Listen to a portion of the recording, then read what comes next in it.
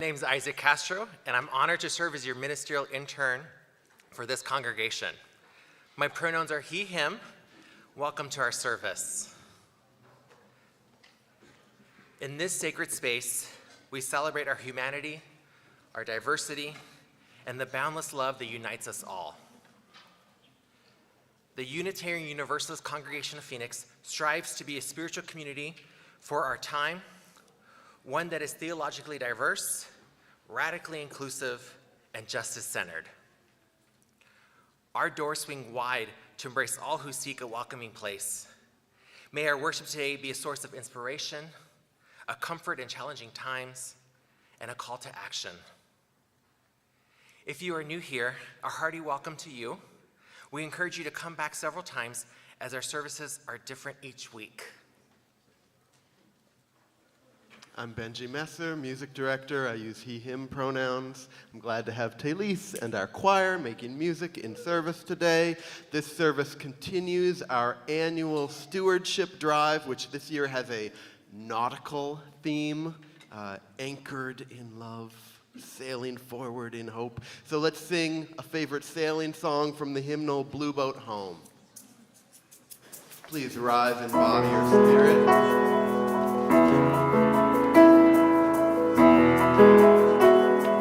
Though below me, though below me, I feel no motion, standing on these mountains and plains, far away from the rolling ocean, still my ride and heart. I've been sailing all my life. I've been sailing all my life now, never harbor or port have I known. The wide universe is the ocean I travel, and the earth is my blue boat home. That's the chorus, it'll come back. Sun my sail. Sun my sail and moon my rudder, as I ply the starry sea, leaning over the engine wonder, casting questions into drifting here with my ship's companions, all we kindred pilgrim souls, making our way by the lights of the heavens in our mythical blue boat home.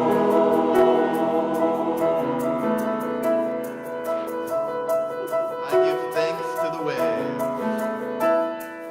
I give thanks to the waves upholding me, and the great winds urging me on. Breathe the infinite sea before me, sing the sky my savior's song. I was born upon the fathoms, never harbored or port have I known. My universe is the ocean I travel, and the earth is my blue boat home. Please remain standing for our chalice lighting.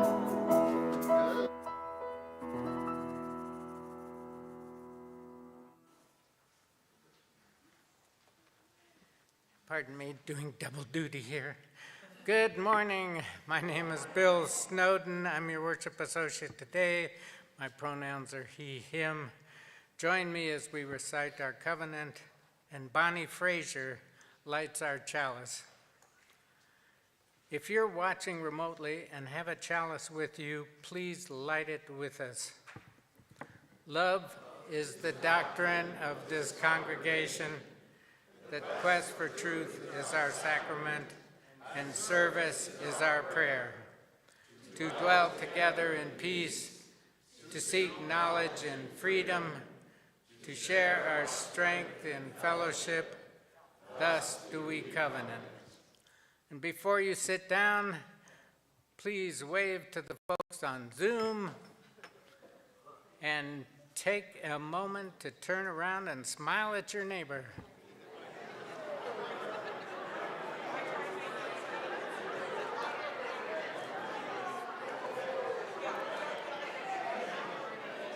Okay, you may be seated.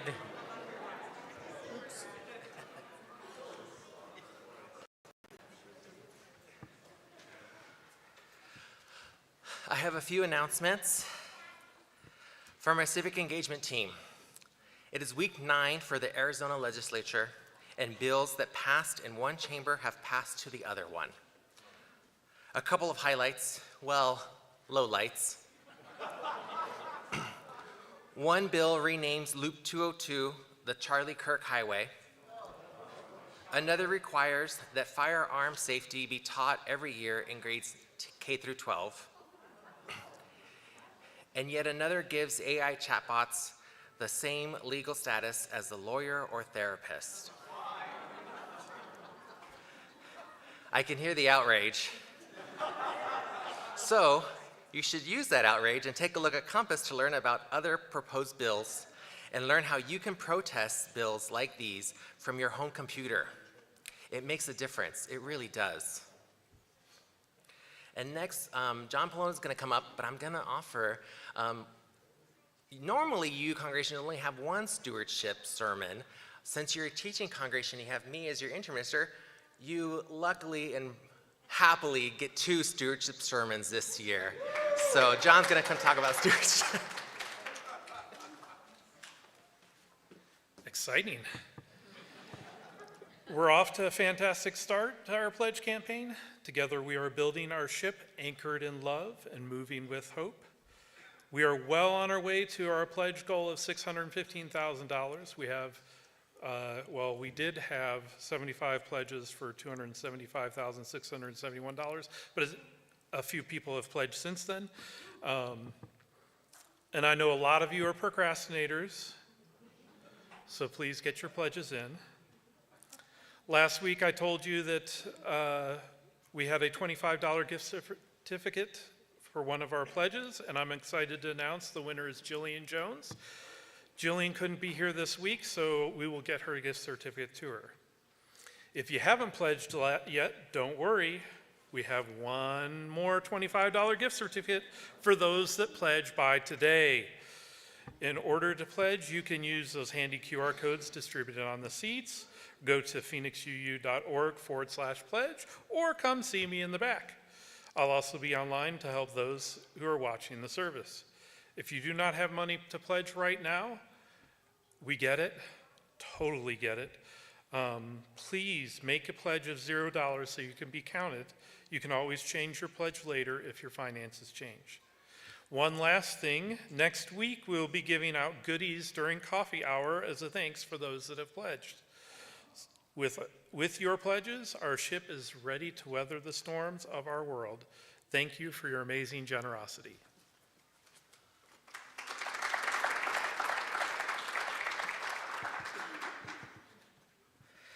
And now let's draw deeper into the present moment and into our worship.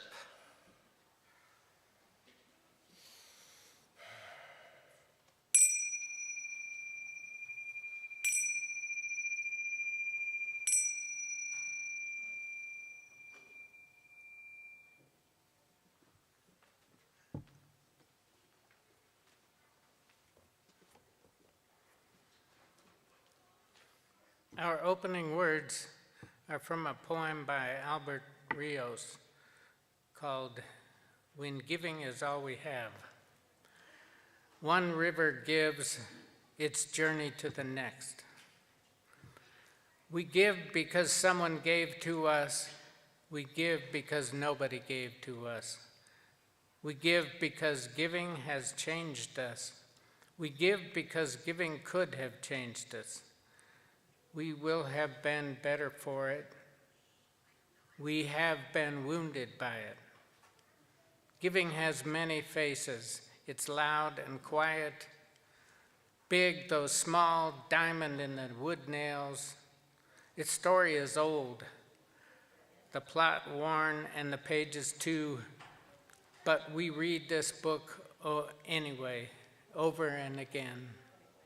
Giving us first and every time, hand to hand, mine to yours, yours to mine. You gave me blue, I gave you yellow. Together we are simple green. You gave me what you did not have, I gave you what I had to give. Together we made something greater from the difference.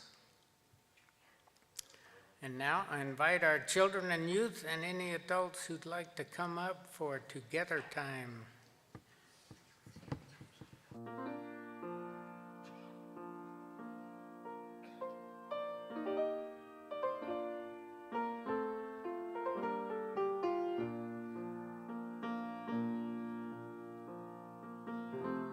All right, come on up for Together Time.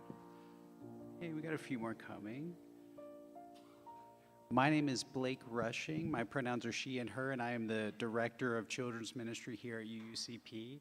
Thanks, everybody, for coming up for Together Time. We got a great crowd. All right. So this morning, we're talking about difficult things to talk about. We're talking about things that are hard to say or hard to open up about and share. And so I wanted to give you a tool that's helped me when oh yeah, of course, Benny. We didn't wait for Benny, I apologize. Thank you, Benny. I don't live here, but it seems like that, yes. These kids are amazing. But I wanted to give you guys a tool that I sometimes use when I have difficulties, like saying something or talking about something. I've learned some sign language over the past couple of years. Does anybody here know any sign language? Anyone? No? Okay. A few, yeah. I also would like to preface and say that I'm not an expert, so keep that in mind and offer me all the grace in the world, please. But sometimes I find it easier to maybe sign something than it is to say something. Or maybe I'm in a space where it's hard to hear, and so signing can be beneficial for me and to use that language. So do you want to try some with me? I want to teach you just a few that I think may be helpful, okay?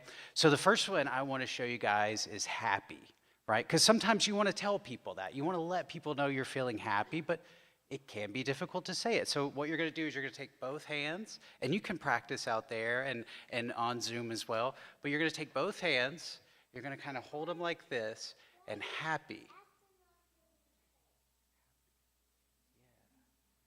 Happy. All right. You keep practicing that. And it's really easy. Another one I can show you guys that I think is really helpful is scared, right? Have you ever felt scared before? Hugh, you felt scared? You got to tell me. Will you tell me after service? Perfect, Hugh. You're the best. So if you want to say that, if you want to sign that you're scared, you can do this. You take your hands and you're going to keep them open. You were scared too. Okay. Well, you want to practice with me? In the dungeon. Oh, Benny was scared of the dungeon, which does sound scary. So you're going to take your hands.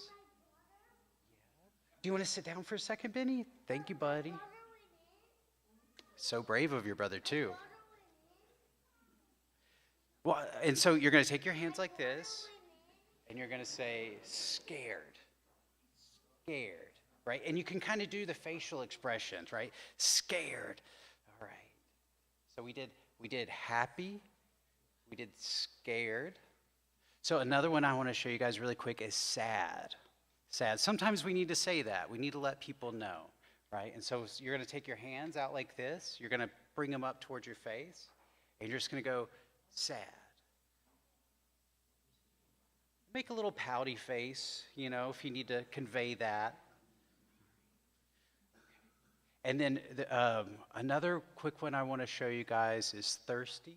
Maybe sometimes you need to say that. Thirsty. You're just going to take your finger, go down your throat one time, thirsty. And then connected to thirsty, really easy, is hungry. You'll make a C. You're just going to go hungry. Let's try all of those one time real quick. Let's say happy. Yeah.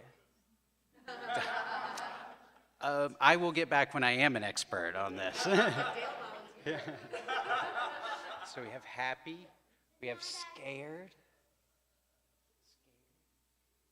All right, we have sad. Thirsty. We have hungry. Well, thank you guys so much. I'm so glad you got to learn that with me. Now, remember, whenever it is hard to talk about something, it's really cool when we use whatever tools we have to just communicate and let people know what we're feeling. So I want to encourage you guys to do that. Thank you so much. Let's go back to our seats.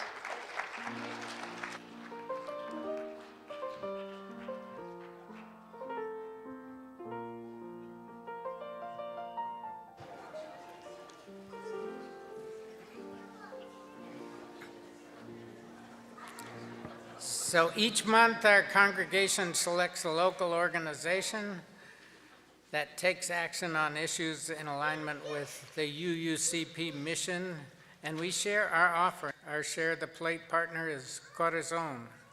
Corazon Arizona is a powerful, multiracial, multi-faith organization working to create a more just Arizona based on our faith values. They equip ordinary people to effectively identify and change conditions to create justice and equality. They mobilize voters, provide education about civil rights, and a toolkit for advocacy. While the plate is being passed, to connect with Isaac's sermon on stories we don't tell about our money, the choir will sing Bank.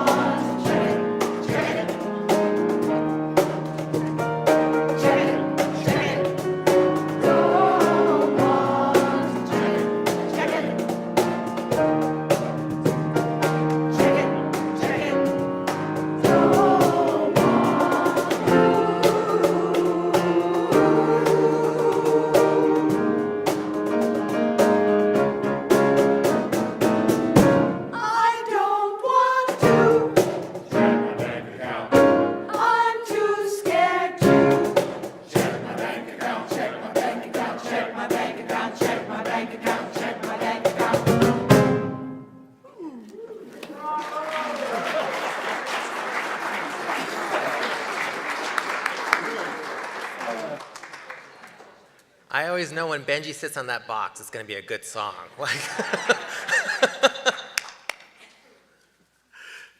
We recognize that our lives are interconnected.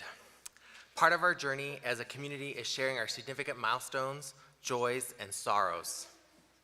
If you're on Zoom, you can put a note in the chat. If you're in person and want us to read your joy or sorrow next week, fill out a card before service at the small table in the back of our sanctuary. Today, I have a few in-person cards, and I'll I'll be monitoring the Zoom chat if someone puts any in there too. From Jennifer Davey. Wishing a very happy 15th birthday to a wonderful daughter. Happy birthday, Isabel. May all your wishes come true. Happy birthday, Isabel. Yay. From M. Nibley. After 4 years of living and working over the road, my husband Jake starts a new local trucking job this Tuesday. So excited to see my best friend every day. Aw, congratulations, Em. Yay, that's exciting. From Janelle, tomorrow marks 4 years cancer-free. Aw, congratulations, Janelle. And I'm checking the chat, don't see anything. From Carolyn Allenby, I share with my church family the deep grief of my biological family.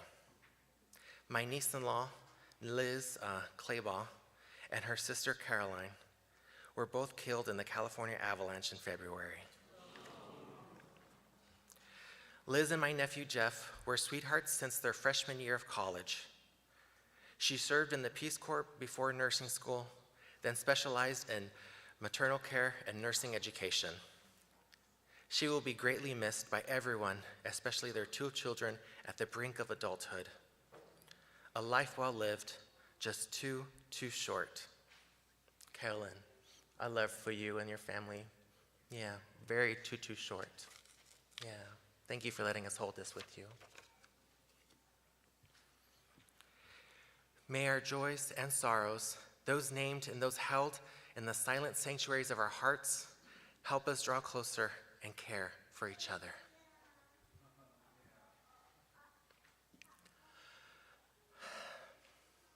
I invite you now to a time for meditation and prayer. Take a moment to settle your body and be here in this present space. Perhaps you may wish to close your eyes or soften your gaze, or simply settle into this time we have with one another. Take a slow breath in and let it gently go. If that feels like difficult breathing, please breathe at the comfort level your body needs right now.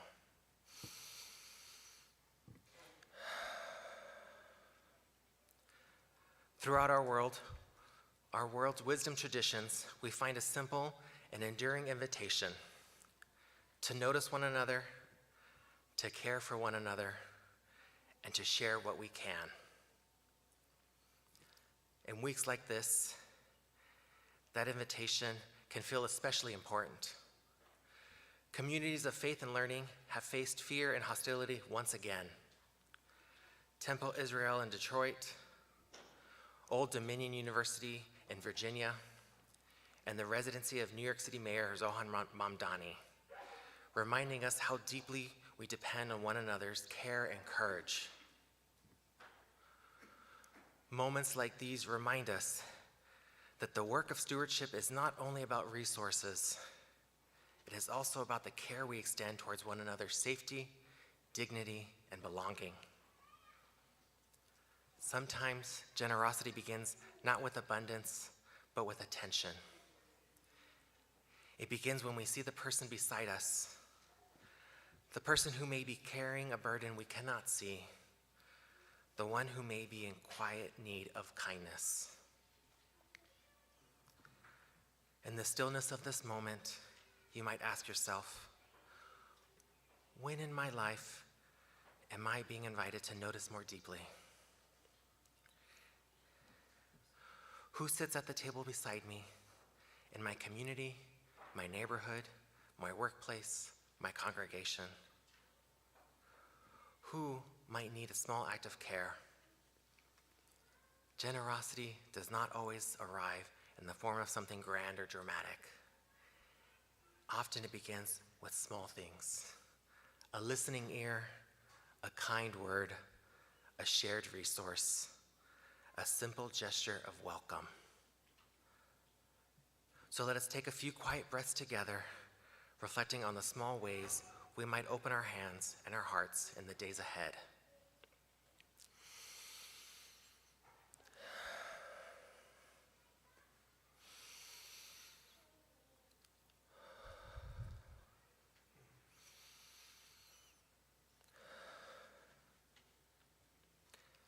May we grow in awareness of one another. May compassion guide our actions. And may these simple acts of care we offer ripple outward in ways we may never fully see. Amen, and blessed be.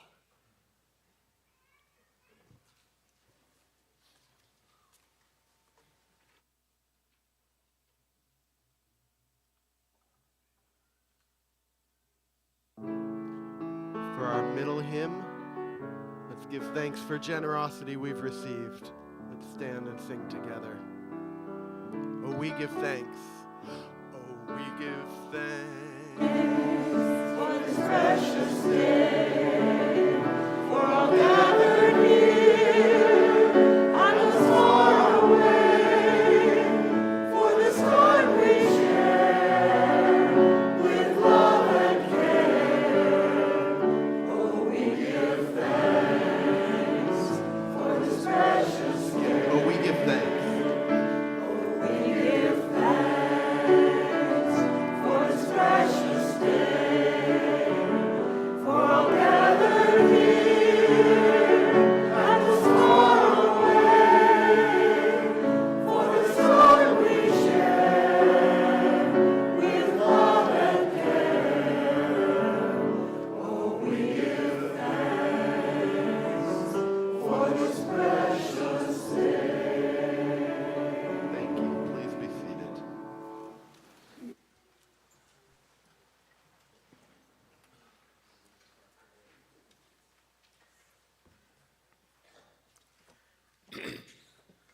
Being raised in the 50s and 60s, my parents never talked much about money. I have no idea what my dad made, and we were taught not to talk about money to our friends. Mostly my relationship with money was how to save it, like, don't waste water, turn off the lights, eat all the food on your plate, and don't touch that thermostat. When I wanted something special, I was often told, we don't have enough money to buy extras. Not that I lacked for anything, like food, clothes, or a roof over my head. We ate out once a week, and Dad joined a club where I could swim and play tennis during the summer. I was in my 40s before Dad casually mentioned that what I interpreted as lean times just meant that he had spent the extra money for the month on a gadget for his boat, or golf, or his stereo system. Apparently what is important is in the eye of the beholder. I told my wife Joan about the topic of the sermon, and she also talked about her parents saying that there wasn't enough money for extras, and she shared that when she was in social work school, one of the topics was the lack of importance that the government put on children, medical, and infrastructure. Her classes were in 1970, but you don't need a class to know that it's the same these days. Our schools are underfunded, government medical help has been cut back, and problem areas in our roads and public buildings are only fixed when accidents or other intolerable problems arise. The state of our government undoubtedly puts pressure on people's bottom line. I believe that, unlike the government, we need to fund things that support our values. For me, UUCP comes under that heading.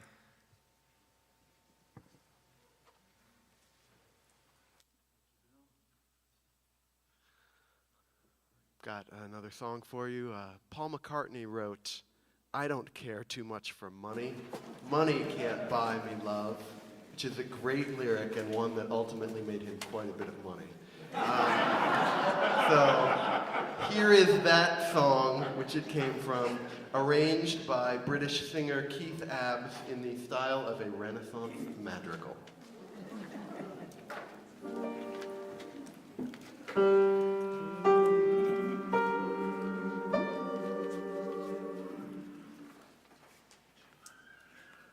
I'll buy you a diamond ring, my friend, if it makes you feel alright. I'll get you anything, my friend, if it makes you feel alright. I don't care too much for money. Money can't buy me love, can't buy me love. Everybody tells me so, can't buy me love. No, no, no. I'll give you all I've got to give if you say you love me too. I may not have a lot to give, but what I've got, I'll give to you. I don't care too much for money. Money can't buy me love. La la la la. La la la la la. La la la la. Say you'll trade no diamond rings and I'll be satisfied. Tell me that you want those kind of things that money just can't buy. I don't care too much for money. Money can't buy me love. I don't care too much for money. Money can't buy me love.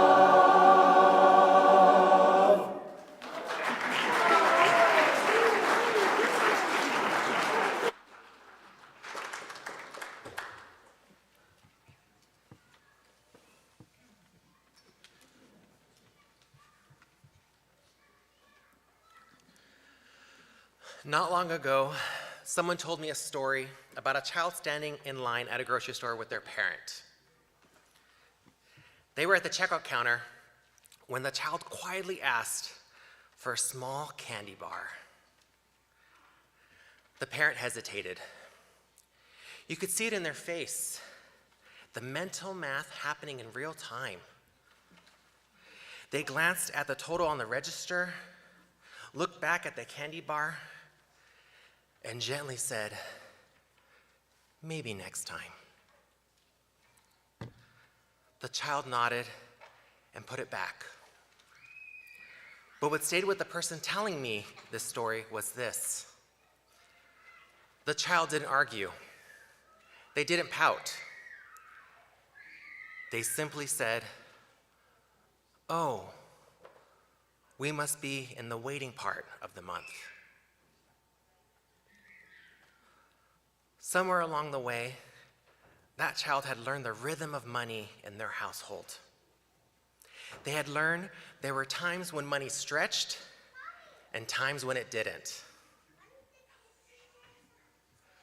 No lecture had taught them that. They learned it through tone of voice, through body language, through quiet decisions at checkout counters. Because most of us learn about money in silence.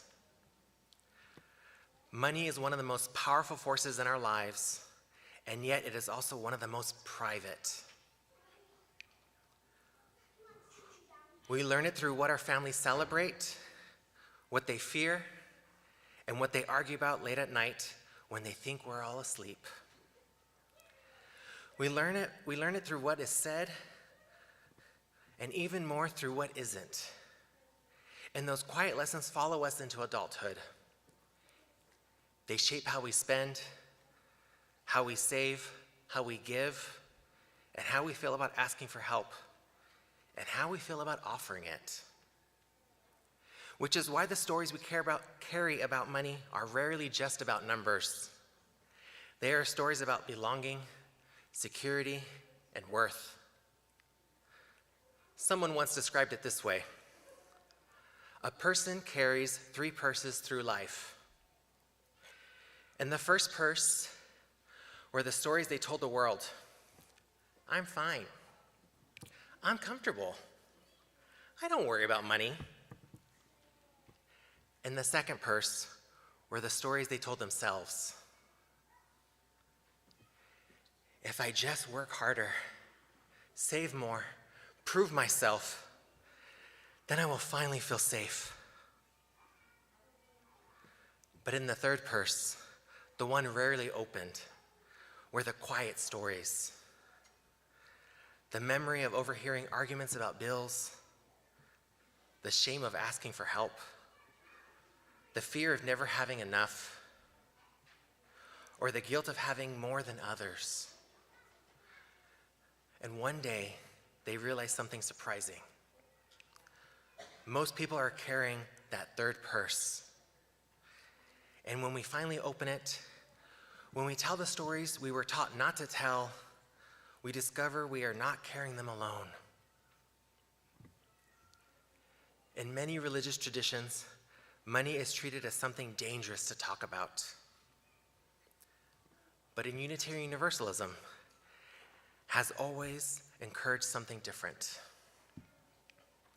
We believe that spiritual life calls us not to silence, but to honesty. Our tradition invites us to bring our whole lives into the light of reflection. Our hopes, our doubts, our relationships, and yes, even our finances. Because money is never just money. Across our human history, people have used gold, silver, jade, salt, and even seashells as currency, just to name a few. We even have dozens of slang words for it today: cash, dough, bacon, stacks, moolah, and even cheddar. But money itself is only a symbol. What really matters is what it represents: security, opportunity, power, fear. Money is a mirror reflecting our values, and sometimes that mirror shows us uncomfortable truths. We live in a society that often claims we cannot afford the things that nurture life. We're told we cannot afford universal health care, or paid child care, or living wages, or infrastructure. And yet, we somehow always seem to find enormous sums of money for war. So much money for war. Endless ATM for war. Money reveals priorities. It shows us what our society truly values. And sometimes those priorities protect the powerful. We see it when wealth insulates people from consequences. The Epstein files are a prime example of this in our world right now. We see it when immigrants detained by ICE must pay thousands of dollars in legal fees simply to fight for their freedom. We see it in for-profit prison systems that generate revenue from human confinement. And we see it in everyday reality because it is expensive to be poor. Overdraft fees, late fees, interest charged on partial payments, buy now, pay later systems that multiply the cost of basic necessities. The less money someone has, the more the system often charges them simply to survive. It's exhausting when you begin to notice. Yet our Unitarian Universalist faith calls us to see these realities clearly. You've heard these shared values before: justice, equity, and interdependence. Which means how money moves through society is not just an economic question. It's a moral and spiritual one. This sermon isn't just about the problems of money. It's also about its possibilities. Because money can also do something else. It can be a tool for another of our UU values: generosity. And generosity has a remarkable power. Some of you may know the story of the starfish. After a terrible storm, thousands of starfish had washed onto a beach. A young girl began picking them up and one by one throwing them back into the ocean, picking them up and throwing them back into the ocean. a man walked by and said, "Why are you doing this? Look at this beach. You can't possibly save all these starfish." The girl picked up another one, tossed it into the water, and said, "Well, I made a difference for that one. I made a difference for that one." One by one, the story says, others began to join her, tossing starfish back into the ocean, because generosity is contagious. I once worked for a company that practiced this idea in a simple but beautiful way. Every year, they gave employees $300 and asked them to use it to do good in the world. No restrictions, just one request. Tell us what you did. And some people responded in incredible ways. Some supported camps for kids, some donated to animal shelters, some helped families struggling to make ends meet, some bought food for unhoused neighbors. What fascinated me was not just the generosity, it was the joy. Because generosity doesn't change the world. It doesn't just change the world, it changes the giver. It reminds us that we are part of something larger than ourselves. The Jewish teacher Nilton Bonder once wrote that as human beings grow in awareness, our sense of family expands. Our circle of care becomes wider. Our understanding of hospitality becomes deeper. In other words, our compassion grows beyond the boundaries we once imagined. That insight resonates deeply with Unitarian Universalism. We often say that our faith is not about drawing lines between who belongs and who doesn't. It's about expanding the circle. And generosity is one way we do that. Of course, money has a shadow side. In the Christian scripture, there is a story of Judas betraying Jesus for 30 pieces of silver. The power of that story isn't really about the amount of money, it's about a deeper question. What is our integrity worth? At what price do we sell what matters most? That question echoes in our world today. Money can easily become an idol, a measure of worth, a source of identity. But our faith reminds us that human value cannot be measured in dollars. As Bernard Meltzer once said, the real measure of your worth is how much you'd be worth if you lost all your money. How much you'd be worth if you lost all your money. There's a beautiful illustration of this truth in the story told in the film, It's a Wonderful Life. George Bailey believes he has lost everything when his money disappears. But through an unexpected vision, he sees what the world would have been like if he had never existed. And suddenly he realizes something profound. He is rich, not because of what he owns, but because of the lives he has touched. Because wealth is not only measured in money, it is measured in community. Which brings us to here. Communities like UUCP don't appear by accident. They exist because people believe they matter. They exist because people choose to sustain them. Every dollar given here supports something larger than any one of us. It sustains worship that nourishes the spirit, programs that nurture children and youth, justice work that reaches beyond these walls, care for those walking through difficult times. In a world that often feels chaotic and divided, congregations like UUCP become something precious. A steady boat in rough waters, a harbor of belonging. And yes, this is Stewardship Month, which means you've all been invited to make a financial pledge to support this congregation. I know. There's already too many envelopes in your mailboxes asking for money. Too many causes are competing for our attention. Too many emails asking you to give. It feels overwhelming. But at our UUCP, stewardship isn't only about fundraising. It's about values and storytelling. It's about asking ourselves, what story do we want our money to tell? A story of fear or a story of love? Our theme this year is anchored in love, moving in hope. And that feels exactly right. Because love anchors us in what matters most, and hope moves us to invest in the future. So I want to leave you with 3 questions. 1, what money story did you inherit? What money story did you inherit? 2, which one do you keep private? Which one do you keep private?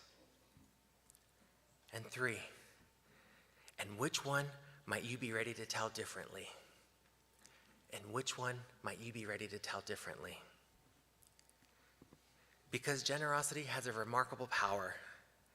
Not the power of guilt, not the power of obligation, but the quiet power of love.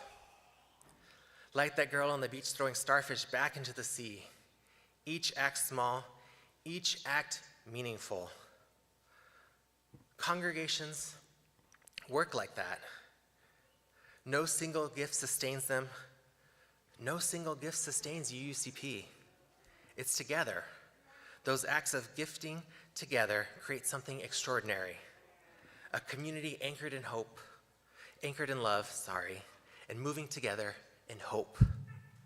Amen, and may it be so.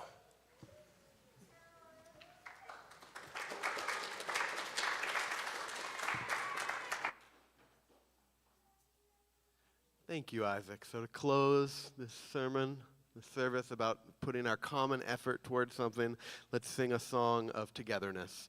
It's by Shoshana Jedwab. We'll do a short version. Please rise in body or spirit.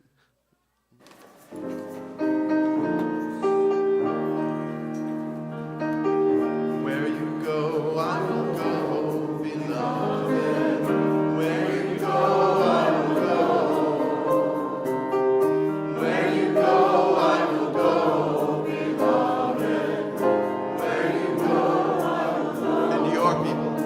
And your people are my people. Your people are mine.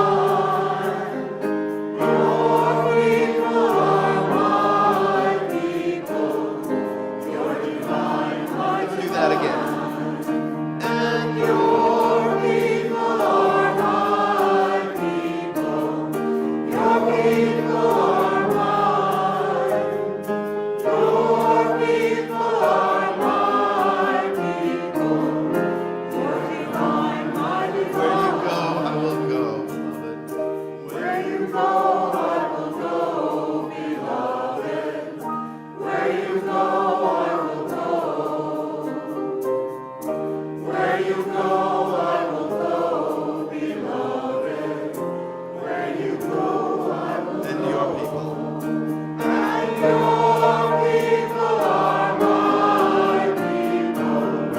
Your people are mine. Your people are my people. Your divine, my divine. And your people. And your people are my people. Your people are mine. Your people are my people. Your divine, my divine. Your divine, my divine. Your divine, my divine. Thank you.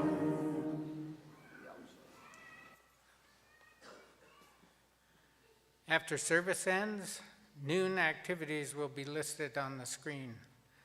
There is no children's ministry programming today. Please join us for coffee hour with food and refreshments on our community space just across the patio.